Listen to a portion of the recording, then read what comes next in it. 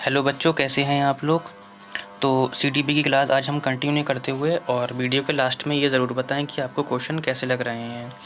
और पीडीएफ को प्राप्त करने के लिए आप हमारे टेलीग्राम चैनल से ज्वाइन हो सकते हैं, जिसका लिंक मैंने डिस्क्रिप्शन में दे दिया है।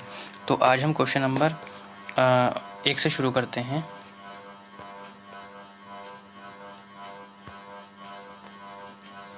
क्वेश्चन नंबर 1 कहता है कि बच्चे की बुद्धि लब्धि 90 से 110 के मध्य है, तो वे कौन सी बुद्धि लब्धि तो वो किसके अंतर्गत आएगा। कह रहा सामान्य बुद्धि के अंतर्गत आएगा, प्रखर बुद्धि के अंतर्गत आएगा, या उत्कृष्ट बुद्धि की लब्धि के अंतर्गत आएगा, या प्रतिभाशाली के अंतर्गत आएगा।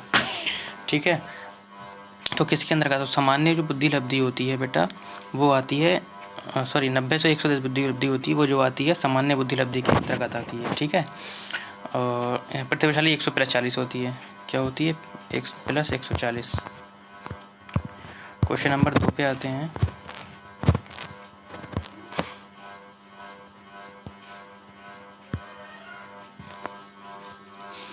क्वेश्चन नंबर 2 कहता है कि बच्चे के लिए निःशुल्क एवं अनिवार्य शिक्षा का अधिकार अधिनियम कितने वर्ष के बच्चों के लिए लागू है। कह रहा है जो बच्चे के लिए निःशुल्क एवं अनिवार्य शिक्षा का अधिकार अधिनियम है वो कितने वर्ष के बच्चों के लिए लागू है। कह रहा है 6 से 14 वर्ष के बच्चों के लिए, 7 से 13 वर्ष के बच्चों के लिए, 5 से 11 वर्ष के बच्चों के लिए, या डी ऑप्शन है 6 से 12 वर्ष के बच्चों के लिए। तो ऑप्शन है आपका ए, 6 से 14 वर्ष के बच्चों के लिए। ऑप्शन क्या है आपका? ए।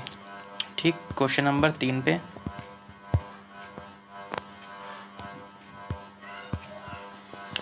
क्वेश्चन नंबर 3 कहता है कि एक बच्चे की बुद्धि और विकास के अध्ययन की सार्वभौमिक अच्छी विधि कौन सी हो सकती है। कह रहा है बुद्धि और विकास के अध्ययन की सर्वाधिक अच्छी विधि कौन सी होगी।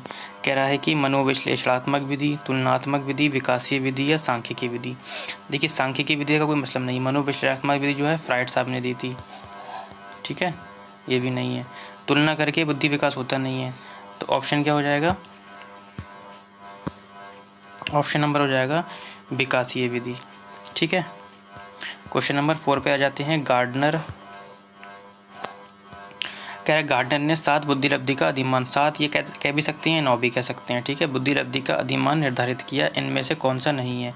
कह रहा है स्थान बुद्धि, भवात्मक बुद्धि, अंतर्वैयक्तिक बुद्धि, या भाषात्मक बुद्धि। तो उन्होंने कौन कौन सी बुद्धि दी हैं और कौन कौन सी नहीं दी हैं, तो देखते हैं कि कौन कौन सी दी हैं। देखिए, स्थानिक बुद्धि गार्डनर साहब ने दी है, अंतर्वैयक्तिक भी दी है, भाषात्मक भी दी है, गतिक बुद्धि भी होती है, अंतर्वैयक्तिक भी होती है। कौन सी नहीं होती है? भवात्मक बुद्धि लब्धि नहीं होती। तो ऑप्शन नंबर क्या हो जाएगा आपका? बी हो जाएगा। क्वेश्चन नंबर 5 की ओर चलते हुए।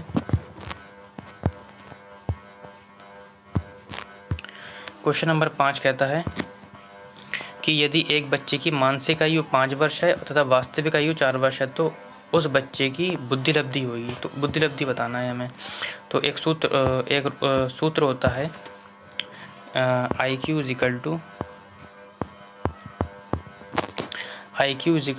MA/CA × 100। ठीक है, MA बोले तो मानसिक आयु बटे वास्तविक आयु गुणा 100 या 100।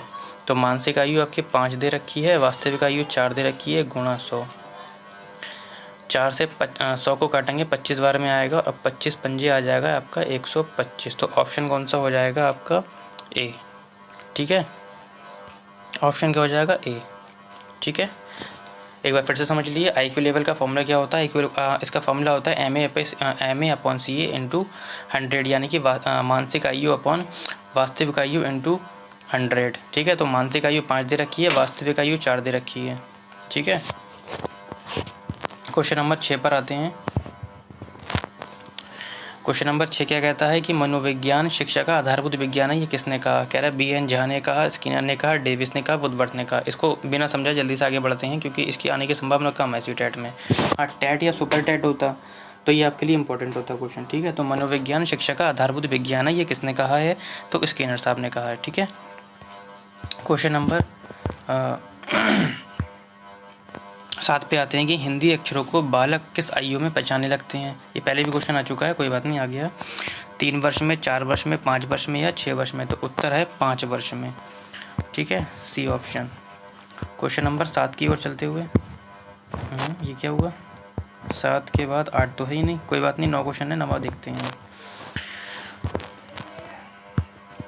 9वां क्वेश्चन कहता है कि प्याजे की औपचारिक संक्रियात्मक अवस्था किस आयु अवधि तक मानी जाती है। इससे पहले भी क्वेश्चन आ चुका है, इसका मतलब ये बार बार रिपीट हो रहा है, यानी कि इम्पोर्टेंट है।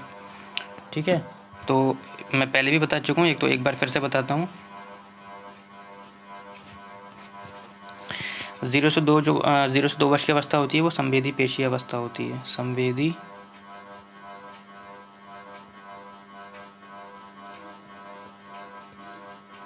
सॉरी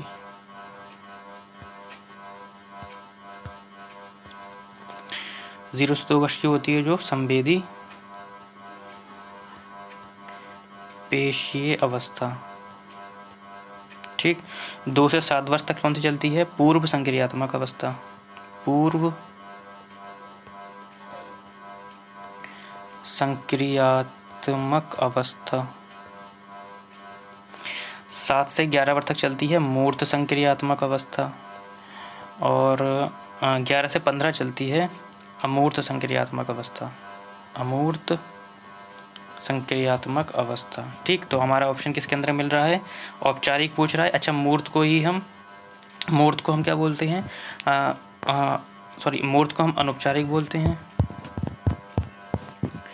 और अमूर्त को हम औपचारिक बोलते हैं। तो किसके अंतर्गत आ रहा है, 11 से 15 के बीच में आ रहा है ये हमारा। ठीक है, तो आप लोग ने देख लिया होगा, इसे मैं रेस कर देता हूँ। तो ऑप्शन क्या हो जाएगा हमारा, ऑप्शन नंबर डी हो जाएगा। ठीक है, तो औपचारिक संक्रियात्मक अवस्था जिसे हम क्या बोलते हैं, अमूर्त भी बोलते हैं, अमूर्त संक्रियात्मक अवस्था। ठीक है, ऑप्शन नंबर क्या हो जाएगा, डी हो जाएगा।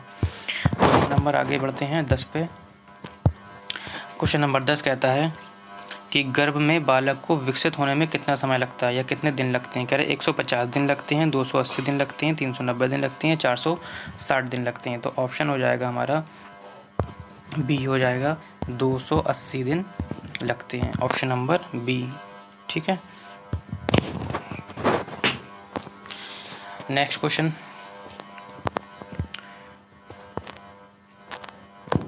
क्वेश्चन नंबर 11 कहता है कि किस मनोविज्ञान ने अपने 3 वर्षीय पुत्र का अध्ययन किया था। कह रहा है पेस्टोलॉजी ने किया था, वॉटसन ने किया था, स्टेनले हॉल ने किया था, या जेम्स सल्ली तो नहीं होगा यहाँ पे, जेम्स रहने दीजिए अभी, या कोई भी साइंटिस्ट कर दीजिए यहाँ पे, फिलहाल आंसर तो ये नहीं है। तो किसने 3 वर्ष का अध्ययन किया था, पेस्टोलॉजी साहब ने किया था। क्वेश्चन नंबर 12 की ओर चलते हैं। क्वेश्चन नंबर 12 कहता है कि बालक का विकास होता है, कह रहा है सिर से पैर की ओर होता है, या पैर से सिर की ओर होता है, दोनों ओर से होता है, या इनमें से कोई नहीं। ठीक है, तो जो मनुष्य बालक का जो विकास होता है सिर से पैर की ओर होता है। ऑप्शन नंबर क्या हो जाता है, ऑप्शन नंबर ए हो जाता है, ऑप्शन नंबर ए, सिर से पैर की ओर होता है। ठीक है, जैसे हम सिफेलोकॉडल भी बोलते हैं। सिफेलो का मतलब क्या होता है, सर होता है, कॉडल का मतलब पैर होता है, यानी कि सिफेलोकॉडल का मतलब होता है सर से पैर की ओर।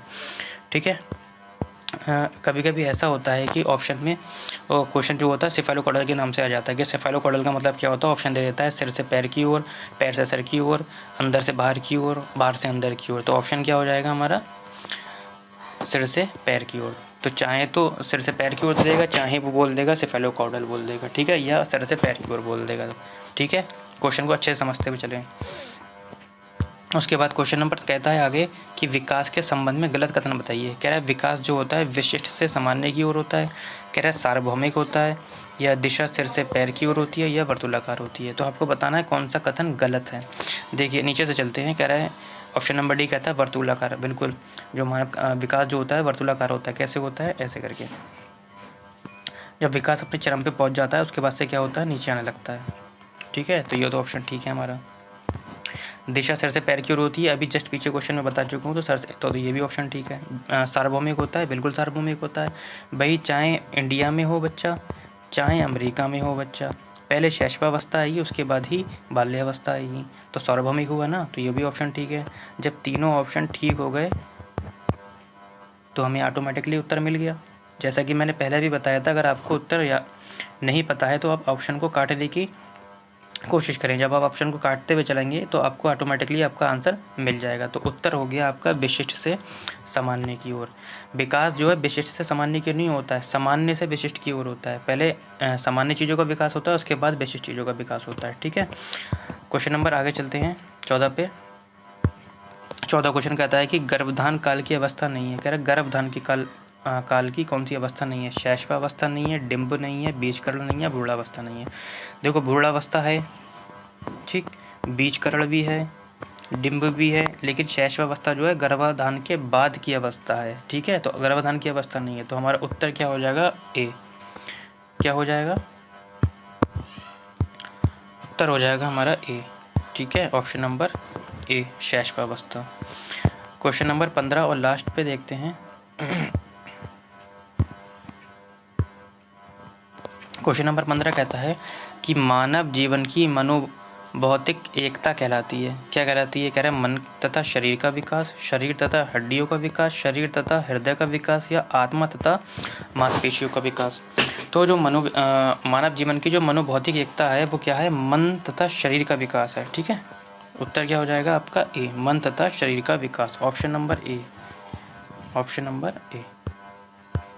तो बेटा आज के लिए इतना ही, कल कंटिन्यू सीरीज़ करते हैं। और आपको क्वेश्चन कैसे लगे ज़रूर बताएं कमेंट सेक्शन में, और वीडियो को लाइक भी कर दें अगर आपको पसंद आ रही है।